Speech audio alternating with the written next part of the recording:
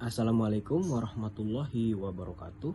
Terima kasih atas waktu yang telah diberikan kepada kelompok kami untuk menyampaikan hasil diskusi kelompok kami, yaitu kelompok 5 yang beranggotakan yang pertama ada Kak Amania Humaida, yang kedua Kak Anissa Safitri, yang ketiga Febi Tiawan Nur Hasanah Putri, selanjutnya ada Muhammad Fauzanur Rahmawati, dan saya sendiri selaku moderator Rama Faranada. Pada mata kuliah perancang dan pengembangan kurikulum. Baik, pada teman-teman yang menyampaikan materi, waktu dan tempat saya persilakan. Perkenalkan, nama saya Anissa Fitri. Saya di sini akan membawakan prinsip efisiensi. Prinsip efisiensi yaitu mengusahakan agar dalam pengembangan kurikulum dapat mendayagunakan waktu, tenaga, peralatan, biaya, dan sumber-sumber lainnya secara optimal, cermat, dan tepat sehingga hasil yang diinginkan memadai.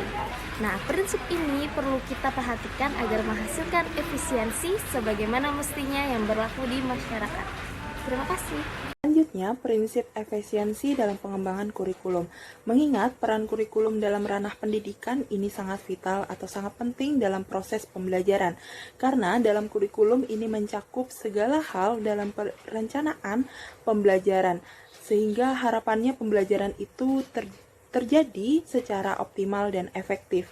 Sehingga pada implementasi efisiensi, pembelajaran ini harus dilaksanakan secara efisien atau sesuai dengan rencana yang telah direncanakan awal, sehingga output yang diharapkan sama seperti rencana sehingga efisiensi terjadi atau terwujud di dalamnya. Contoh implementasi kurikulum dalam pembelajaran.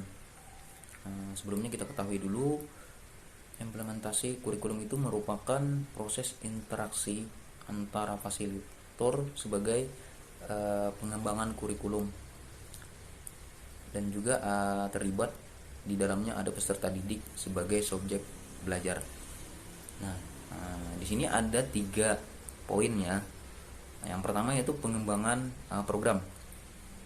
Pengembangan program ini meliputi program tahunan, kemudian program semester, bulanan, mingguan, serta harian. Selain itu juga ada program bimbingan konseling atau program remedial. Nah, kemudian pelaksanaan pembelajaran. Pelaksanaan pembelajaran di sini pada hakikatnya pembelajaran adalah proses interaksi antara peserta didik dengan lingkungannya, sehingga terjadi perubahan perilaku ke arah yang jauh lebih baik. Nah, kemudian ada juga evaluasi. Evaluasi di sini yaitu proses yang dilaksanakan sepanjang proses pelaksanaan kurikulum semester, serta penilaian akhir yang mencakup penilaian keseluruhan secara utuh untuk keperluan evaluasi pelaksanaan kurikulum tersebut. Nah, sebagai contoh implementasi kurikulum dalam pembelajaran di era sekarang kan, karena adanya COVID-19 tidak menutup kemungkinan untuk sekolah kan kebanyakan diliburkan. Nah, jadi penerapan kurikulum sekarang itu mengharuskan untuk memunculkan inovasi terbaru, yakni dengan cara pembelajaran online. Jadi siswa contohnya misalkan pembelajaran dari Senin sampai Rabu itu bisa melalui pembelajaran online atau pembelajaran lewat Zoom. Kemudian Kamis sampai dengan Jumat itu bisa siswa belajar secara mandiri. Nah, jadi siswa dia belajar sendiri. Kemudian selanjutnya Sabtu Minggu kemungkinan ada yang libur. Nah, jadi seperti itu. Menggunakan prinsip efisien dalam pengembangan kurikulum di sekolah. Kurikulum yang dikembangkan bersifat efisien atau praktis secara optimal. Kurikulum yang dikembangkan hendaknya bersifat mudah dipahami dan juga dikerjakan. Alat yang digunakan dalam pengembangan kurikulum dan juga pembelajaran hendaknya bersifat sederhana dan juga cenderung murah atau ramah di kantong.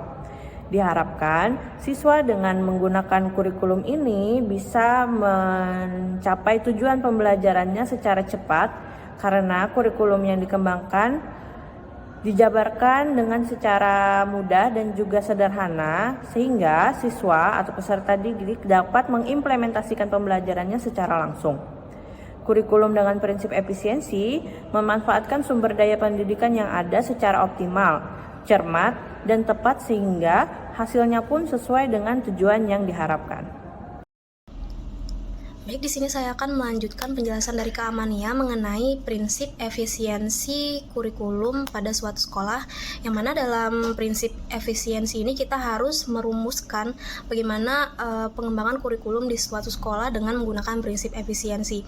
Nah, yang keempat, cara untuk merumuskan prinsip efisiensi ini kita harus memanajemen waktu dalam proses pembelajaran. Misalnya pada saat menjelaskan materi itu diberi waktu sekitar 10-15 menit, kemudian dilanjutkan dengan kegiatan lain seperti diskusi, latihan, dan lain sebagainya, sehingga waktu dalam proses pembelajaran itu dapat digunakan sebaik mungkin. Dan yang kelima itu penggunaan dana dan fasilitas yang digunakan sesuai dengan porsinya, sehingga fasilitas dan dana yang dikeluarkan atau yang digunakan itu dapat efisien, tidak boros ataupun berlebihan dalam satu kegiatan, sehingga dapat dipakai untuk kegiatan selanjutnya. Mungkin itu saja materi yang dapat saya jelaskan. Selanjutnya saya kembalikan ke moderator. Baik, alhamdulillah sudah selesai presentasi yang sudah kita paparkan. Terima kasih kepada teman-teman penyaji, pemateri yang telah menyampaikan argumen-argumen materinya, dan juga kepada peserta-peserta yang telah berhadir, kepada Bapak Ibu dosen juga. Terima kasih. Sekian presentasi dari kami. Wabillahi taufiq wal hidayah. Wassalamualaikum warahmatullahi wabarakatuh.